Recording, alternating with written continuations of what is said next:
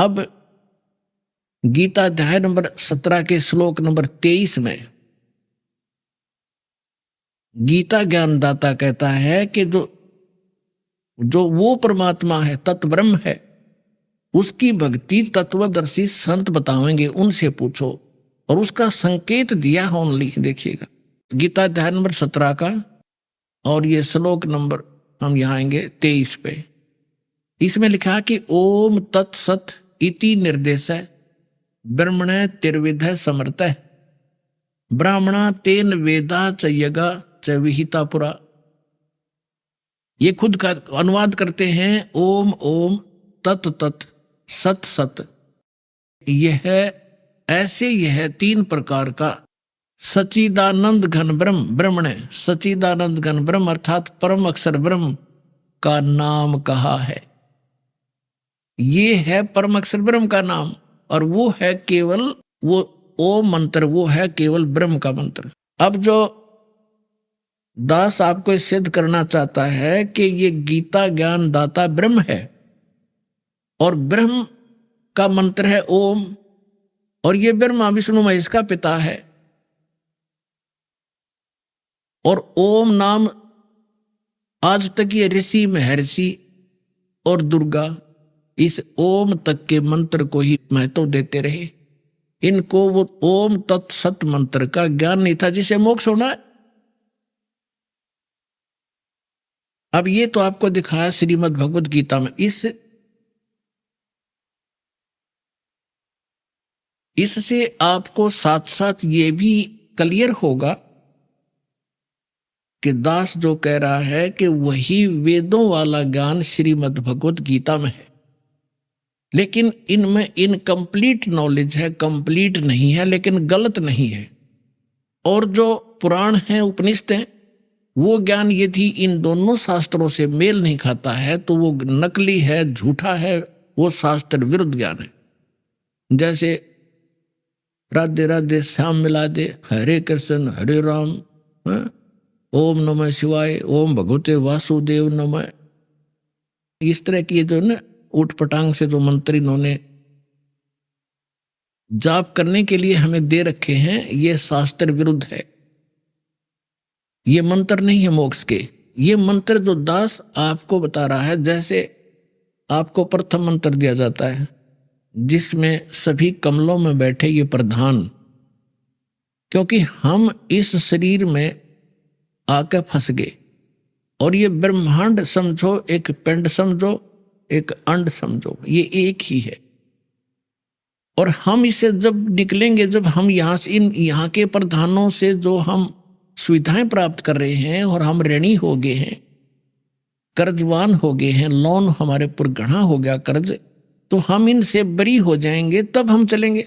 तो वो मंत्र भी उस सूक्ष्म वेद के अंदर, तत्व ज्ञान के अंदर वो मंत्र कंप्लीट लिखा हुआ है जो दास आपको देता है। उसके बाद फिर मंत्र है वो सतनाम। ये सतनाम मंत्र भी परमात्मा की वाणी में उस सूक्ष्म वेद में लिखा है, और जिन महापुरुषों ने परमात्मा पाया उन्होंने यही नाम जाप करा, लेकिन सार नाम की छींट भगवान ने लागण नहीं दी। और सतनाम तक आपको संकेत जरूर दूंगा ताकि आपको दृढ़ता आवे कि सचमुच ये है वो सतनाम जो आज तक ढोल पीटा करते, सतनाम सतनाम कराया करते, पर इनको सतनाम का कख भी नहीं पता था। सतनाम है क्या चीज, जो ठेका ले रहे थे सतनाम का, खास कर ये राधा स्वामी पंथ वाले, इनको खुद नहीं मालूम सतनाम सतलोक है, सचखंड है, के सांग है। यो तो पुण्यात्मा धीरे धीरे आपको पूरा कोर्स कराया जाएगा। नए बच्चे आते हैं, ये सामूहिक शिक्षा स्थल है, इसमें प्रथम कक्षा के बालक भी आते हैं, इसमें दूसरी कक्षा के भी हैं, इसमें 10वीं वाले भी हैं, इसमें PhD वाले भी हैं, और MA B.Ed वाले, BSc वाले भी हैं। तो उन सबके स्तर का थोड़ा थोड़ा ज्ञान इसमें सामूहिक बताया जाता है। तो जिसके जो स्तर का होगा उसको उतना ही ग्रहण हो जाएगा। अब आपको दिखाते हैं यजुर्वेद अध्याय नंबर 40 के मंत्र नंबर 15 को। इसमें भी यही कहा है, देखिएगा। और इसके अनुवादक है महर्षि दानंद। प्रकाशक हैं सार्वदेशिक कार्य प्रतिनिधि सभा 2/5 मैरिजदान भवन रामलीला मैदान नई दिल्ली से, और ये यहां से छपा है। Prince offset printer 1510 Pataudi house Daryaganj Nai Delhi से। ये देखिएगा यजुर्वेद भाषा भाष्यम 44वां अध्याय 40वां अध्याय, और यहां ये 15वां मंत्र है। इसमें क्या लिखा है कि वायु अनिलम अमृतम अथिदम भस्मांतम शरीरम ओम करतो समर किलबे समर करतुम समर। कितना सिंपल मंत्र है। अरिस अनुवाद करता नाड़ी ने मैं ऋषि दानंद ने अड़ंगा कर रखा है। क्या लिखा है? करतो माने हे कर्म करने वाले जीव तू शरीर छूटते समय। अब ये ओम मंत्र है ना, ओम, इस क्योंकि इनका अनुवाद कर रहा है ये करतो, ये ओम ब्रैकेट में ले लिया। अब इसने आगे ये नहीं लिखा कि ओम नाम को स्मरण कर, क्योंकि ये खुद अज्ञानी था।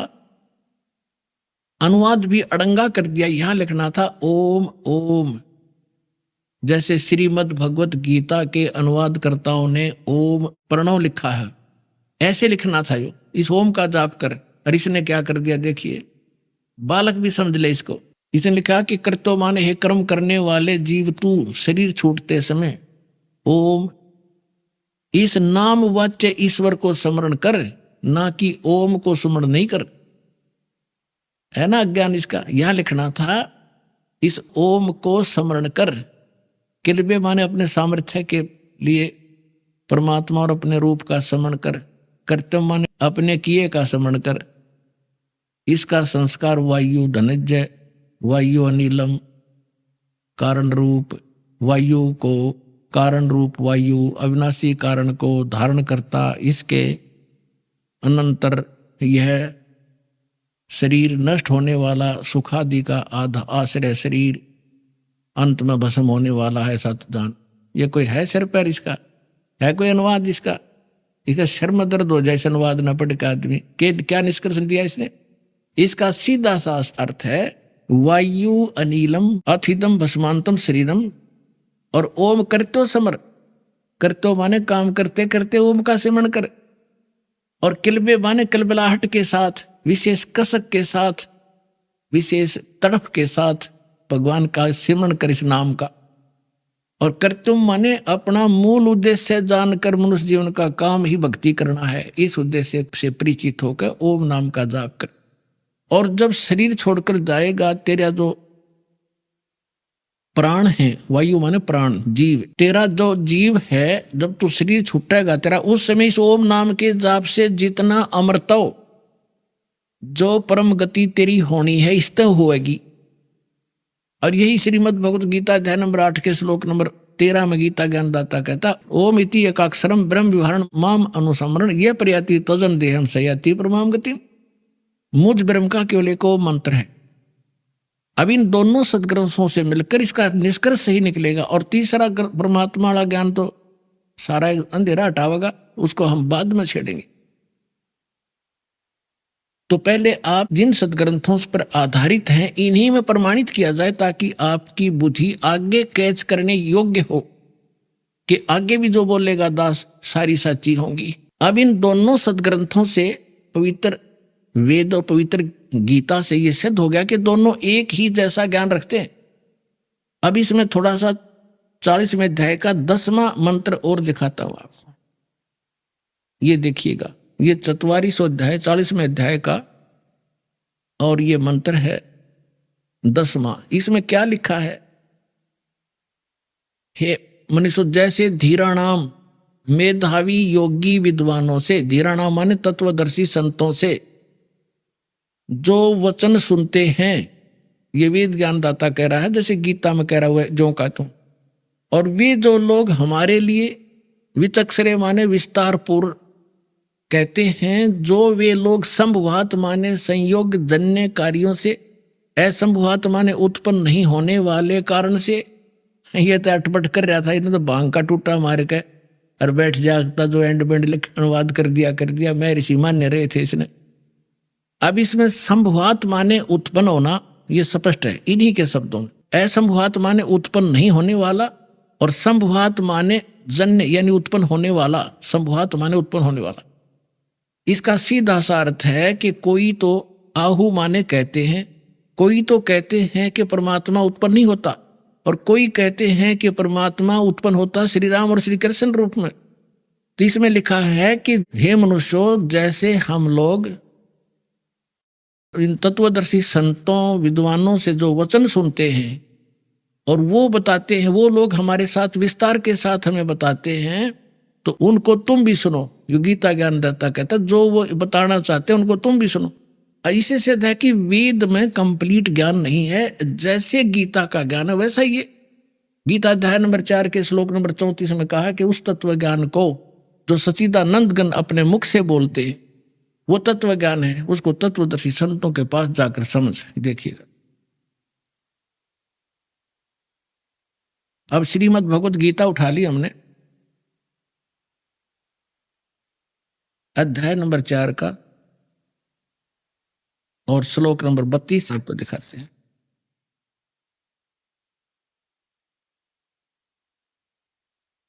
ये देखिएगा,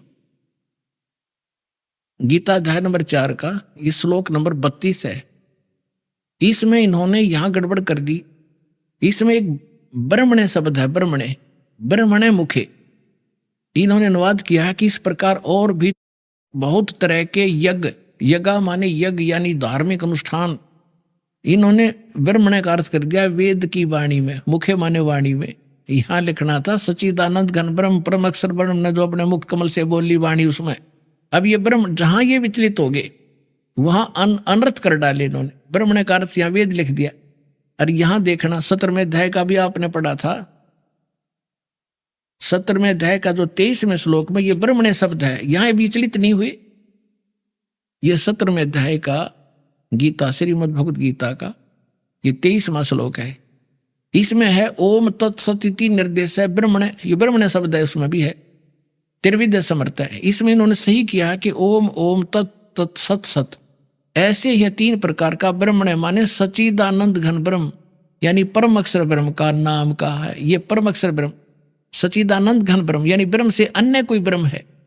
तो यहां इन्होंने ब्रह्मणे का अर्थ वेद की वाणी कर दिया। अब चौथे अध्याय का 32 में फिर आगे यहां लिखा है कि इस प्रकार और भी बहुत तरह के यज्ञ, यज्ञ माने धार्मिक अनुष्ठान, सच्चिदानंद घन ब्रह्म की वाणी, मुखे माने उसने अपने मुख कमल से बोली उस वाणी में, विस्तार से कहे गए हैं। उन सब को तू कर्म जान, यानी काम करते करते, हठ योग से नहीं।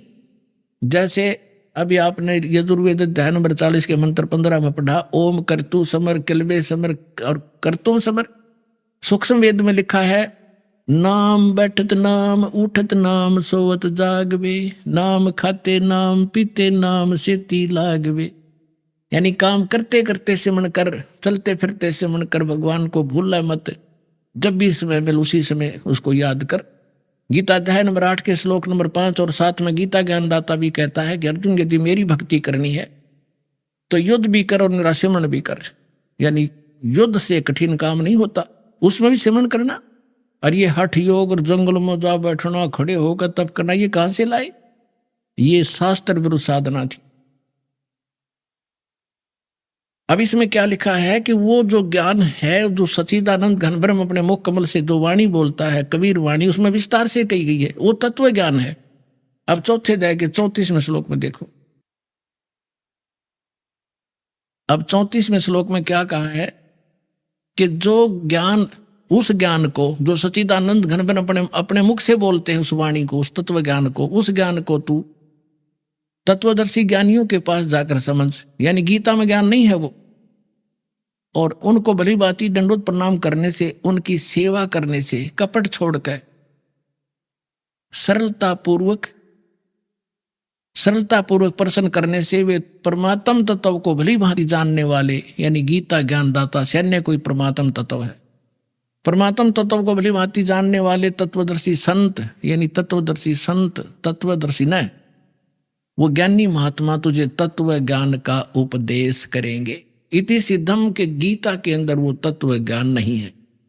और ये ओम नाम ब्रह्म का है। ओम के जाप से क्या उपलब्धि होती है, कौन सी परम गति होती है, अब ये निष्कर्ष निकालते हैं। इसके साथ साथ ये भी निष्कर्ष निकालेंगे कि ब्रह्मा विष्णु ये महेश ये भगवान नहीं है, ये ईश नहीं है। हमारे सदग्रंथों में लिखा, देखिएगा ये शिव महापुराण, इसमें संस्कृत भी साथ है। प्रथम भाग ये कहां से छपा है? श्री शिव महापुराण विद्यावरिधि पंडित ज्वाला प्रसाद जी मिश्रकृत, हिंदी टीका सहित, खेमरा श्री कृष्णदास प्रकाशन, मुंबई। अब आपको थोड़ा वर्बली समझाता हूं कि एक बार श्री ब्रह्मा जी विष्णु जी के पास चले गए और इन ऋषि महर्षियों ने जो साधनाएं की, हठ योग किए, समाधिस्थ हुए, ये काल भगवान जो इन ब्रह्मा विष्णु महेश का पिता है, इसने प्रतिज्ञा कर रखी है कि मैं अपने ओरिजिनल काल रूप में कभी किसी के समक्ष नहीं आऊंगा। तो ये क्या करता है, जो ये ऋषि लोग समाधि लगाया करते, हठ योगी ने सीख रखा था, डले डाउन की आदत थी, तो किसी को ब्रह्मा जी के रूप में दर्शन दे देता। जो ब्रह्मा जी को ये आम ऋषि अपने पास ही देखा करते थे साकार में, किसी को विष्णु जी के रूप में दर्शन दे देता, किसी को शिव जी के रूप में, अपने पुत्रों के रूप में। तो जो साधक था वो ये कहने लग जाते, भाई ये ब्रह्मा जी खुद भगवान है, ये अपने को छुपाए बैठे। इस बात से ब्रह्मा जी फूल गए, मैं प्रजापिता हूं। और जिनको विष्णु जी के रूप में दर्शन दिए उसने, वो विष्णु जी के गुणगान करने लगे कि ये सर्वेश्वर है, महेश्वर है, सारी सृष्टि के रचने वाले यही है। इस बात से विष्णु जी को भ्रम हो गया कि मैं भगवान हूं। और इसी तरह शंकर भगवान की सती थी, जानो। अब एक दिन ब्रह्मा जी चले गए विष्णु जी के पास। विष्णु जी अपने सारे नौकर नाकरों के पास आराम से लेटा था। यहां तक मान बढ़ाई हुई तो बहुत बुरी है ना। और ब्रह्मा जी आए, जब ये खड़े नहीं हुए और न ही सत्कार किया, अकदे मेरी बेइज्जती हो जाए, विष्णु जी ने सोची। तो ब्रह्मा जी ने कहा कि मैं तेरा बाप आया हूं और तू मुझे देखकर आकड़ पाड़ा है। विष्णु जी बोला कि मैं तेरा बाप हूं, तो मेरी नाभि कमल से उत्पन्न हुआ है। ब्रह्मा जी कहने लगे कि नहीं, सारा संसार मेरे से उत्पन्न हुआ है और मैं सर्वेश्वर हूं, सबका उत्पन्न करता हूं। इस बात पर दोनों का झगड़ा हो गया। फिर ये काल ने इनके बीच में एक लिंग खड़ा कर दिया, तेजों में स्तंभ, बहुत लंबा चौड़ा। ये झगड़ा भूल गए, उसका और छोर खोजने लगे। फिर वो खुद आ गया अपने पुत्र शिव जी का रूप बना के, और फिर लग गया इनको ज्ञान देने कि तुम भगवान नहीं हो, अपने आप को भगवान मान बैठे। ये देखिएगा, अब हम इस पुस्तक से आपको क्लियर करेंगे। श्री शिव महापुराण विद्यावरिधि पंडित ज्वाला प्रसाद जी मिश्रकृत, हिंदी टीका सहित, खेमरा श्री कृष्णदास प्रकाशन, मुंबई। इसके ये देखिएगा, विद्वेश्वर संहिता है, ये 11 पृष्ठ पे विद्वेश्वर संहिता अध्याय 6 भाग 1, इसमें लिखा है, नंदी केश्वर बोले, जो शंकर भगवान का वाहन है, नंदी केश्वर बोले कि हे योगेंद्र, आगे एक समय विष्णु भगवान शेष सैया पर अपने गरुड़ आदि पार्षदों से संयुक्त लक्ष्मी सहित शयन करते थे, लेटे हुए थे। उस समय ब्रह्म ज्ञानियों में श्रेष्ठ ब्रह्मा जी अपनी इच्छा से वहां आए। सब प्रकार से सुंदर सेज पर शयन करते हुए कमल लोचन विष्णु जी से पूछने लगे, तुम कौन हो जो मुझे देखकर अभिमानी पुरुष के समान शयन करते हो? हे वत्स, हे बेटा। ब्रह्मा जी बोले विष्णु जी से कहने लगे कि हे बेटा उठो, मैं तेरा जनक आया हूं। हे वत्स उठो, देखो मैं तुम्हारा स्वामी आया हूं। आए हुए गुरु को देखकर, गुरु माने बड़े को, जो अभिमान करता है उस द्रोही मूड का प्रायश्चित होना उचित है। यह सुनकर विष्णु जी के अंतर में तक क्रोध हुआ, अंदर तक घना गुस्सा हुआ, पर ऊपर तक शांत, लोग दिखावा शांत रहा, बाहर से शांत रहे और बोले कि वत्स, ए बेटा, तुम्हारा मंगल हो, बैठो, इस आसन पर विराजो। इस समय तुम्हारा नेत्र कुटिल और मुख वक्र क्यों हो गया, यानी टेढ़ी आंख क्यों कर रहा है तू, आजा बैठ जा बेटा। ब्रह्मा जी बोले, हे वत्स, हे बेटा विष्णु, तुमको समय के प्रभाव से अभिमान है।